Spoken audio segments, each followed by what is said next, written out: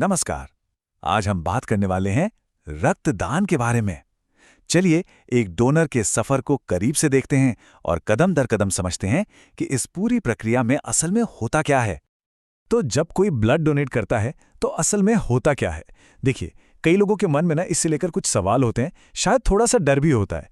तो चलिए आज उन सभी मिथकों को तोड़ते हैं और देखते हैं उस सीधी सादी एकदम सुरक्षित प्रक्रिया को, जो जाने कितनी जिंदगियां बचाती है। तो आज के इस सफर का रोड मैप कुछ ऐसा है। सबसे पहले शुरुआत करेंगे चेक इन से, फिर डोनेशन की तैयारी, उसके बाद मुख्य प्रक्रिया यानी रक्तदान, फिर देखेंगे देखभाल और रिकवरी के बारे में, और आखिर में उस ब्लड यूनिट की यात्रा कहां तक जाती है। चलिए तो पहले पड़ाव पर आते हैं, चेक इन। देखिए, प्रक्रिया सुई से नहीं बल्कि सुरक्षा से शुरू होती है।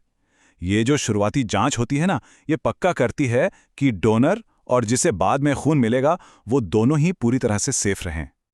तो सबसे पहले कुछ बेसिक स्टेप्स होते हैं, जैसे रजिस्ट्रेशन और स्क्रीनिंग। यहाँ एक पहचान पत्र देना होता है, एक फॉर्म भरना होता है और कुछ गोपनीय मेडिकल सवालों के जवाब देने होते हैं। ये सवाल बहुत जरूरी हैं। इससे डोनर की और खून लेने वाले दोनों की सुरक्षा पक्की हो जाती है। इसके बाद होती है एक छोटी सी फिजिकल जांच। ये बहुत ही आसान और बिना दर्द वाले चेक होते हैं। इनसे बस ये पक्का किया जाता है कि डोनर की सेहत रक्तदान के लिए बिल्कुल ठीक है।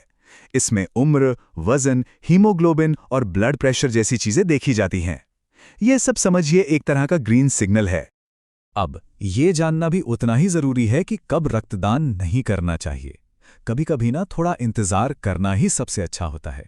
अगर हीमोग्लोबिन कम है, बुखार है या कोई और मेडिकल कंडीशन है, तो ये नियम डोनर को किसी भी तरह की परेशानी से बचाने के लिए ही बनाए गए हैं। और हाँ, सारी जांच के बाद पूरी प्रक्रिया को अच्छी तरह से समझाया जाता है और फिर एक सहमति फॉर्म पर हस्ताक्षर करने के लिए कहा जाता है। मतलब जब तक डोनर पूरी तरह से समझकर अपनी मर्जी ना दे, तब तक कोई भी अगला कदम नहीं उठाया जाता। तो अब दूसरा पड़ाव, डोनेशन की तैयारी। एक बार ग्रीन सिग्नल मिल गया तो फिर असली तैयारी शुरू होती है। यहां हर चीज का ध्यान रखा जाता है ताकि पूरी प्रक्रिया एकदम स्मूथ और इन्फेक्शन फ्री हो। मेडिकल स्टाफ अब हाथ पर सुई लगाने के लिए सबसे सही जगह चुनते हैं। इस जगह को विनिपंक्चर साइट कहा जाता है। ज्यादातर ये कोहनी के मोड़ पर मौजूद एक नस होती है, जिसे मीडियन क्यूपिटल वेन कहते हैं। सही जगह चुनने से ये प्रोसेस बहुत ही आसान हो जाता है। और फिर आती है सफाई, जो कि बेहद जरूरी है। उस जगह को सिर्फ एक बार नहीं बल्कि एक पूरे 4 स्टेप प्रोसेस से कीटाणु रहित किया जाता है। ये सब इसलिए ताकि कोई भी इन्फेक्शन का जरा सा भी खतरा ना रहे। और अब हम आ गए हैं तीसरे और सबसे अहम हिस्से पर, असल में रक्तदान। ये वो हिस्सा है जो अक्सर लोगों की सोच से कहीं ज्यादा जल्दी पूरा हो जाता है। एक बार में लगभग 350 से 450 मिलीलीटर खून लिया जाता है। अब ये मात्रा सुनने में शायद थोड़ी ज्यादा लगे, पर हमारा शरीर इतनी मात्रा बहुत आराम से दे सकता है और बहुत जल्दी इसकी भरपाई भी कर लेता है। और पता है इसमें टाइम कितना लगता है? सिर्फ 5 से 10 मिनट। जी हाँ, बस इतना ही।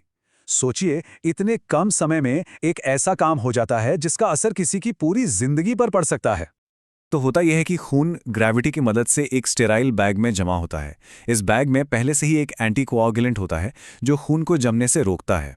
और इसी दौरान HIV और HBV जैसी बीमारियों की टेस्टिंग के लिए कुछ छोटे सैंपल ट्यूब्स भी भरे जाते हैं। ये बहुत ज़रूरी हैं।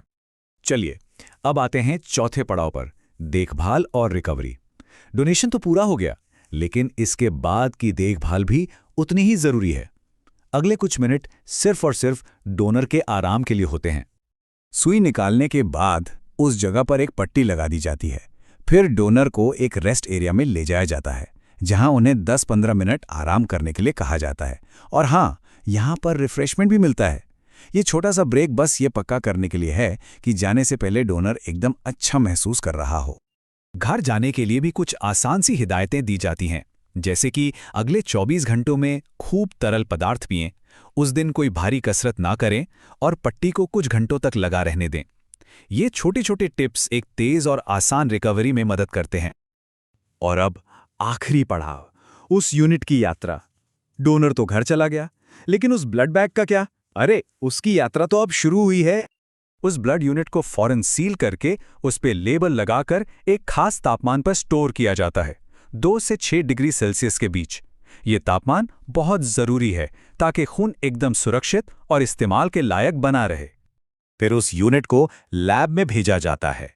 वहां उसे उसके अलग अलग घटकों में बांटा जा सकता है, जैसे कि रेड ब्लड सेल्स, प्लाज्मा और प्लेटलेट्स। और कमाल की बात यह है कि ये हर एक घटक अलग अलग मरीजों के काम आ सकता है। इसका मतलब एक बार का रक्तदान 3 जिंदगियां तक बचा सकता है। तो देखा आपने, एक साधारण से चेक इन से लेके एक सावधानी से स्टोर की गई ब्लड यूनिट तक पूरा का पूरा प्रोसेस सुरक्षा और जीवन बचाने के मकसद से ही बनाया गया है। सिर्फ 10 मिनट की एक प्रक्रिया किसी की पूरी जिंदगी बदल सकती है। तो सवाल सिर्फ ये नहीं है कि क्या कोई सफर का हिस्सा बनने के लिए तैयार है, बल्कि ये है कि इस एक कदम से किसकी जिंदगी हमेशा के लिए बदल सकती है।